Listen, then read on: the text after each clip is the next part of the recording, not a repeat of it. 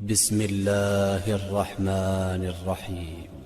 وہ حضرت حسین رضی اللہ تعالیٰ عنہ کو جو اتنے لمبے چوڑے خط لکھ کر کوفہ میں بلایا گیا اور پھر جب خطوں پر اعتبار کر کے چلے گئے تو بعد میں پھر ان کے ساتھ حشر بھی برا کیا۔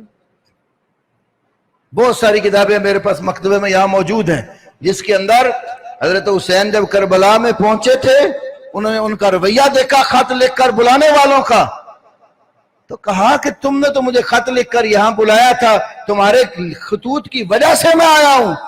سب نے انکار کر دیا، ہم نے کوئی خط نہیں لکھا۔ حضرت حسین نے اپنے ایک ساتھی کو آرڈر دیا وہ جتنے خط ہیں اٹھا لاؤ۔ العیون الابرہ فی مقتل سید الشہداء، یہ کتاب چھپی ہے ایران سے، اس کے اندر ہے حضرت حسین کے پاس وہ خط جب لانے کا آرڈر دیا نا، فجاؤ بخرجین مملوعین من الکتب، 2 بوریاں خطوں کی بھری لا کر حضرت حسین کے سامنے رکھ دی۔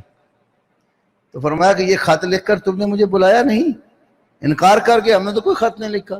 سارے وہ قاتلوں کی صف میں کھڑے ہو گئے۔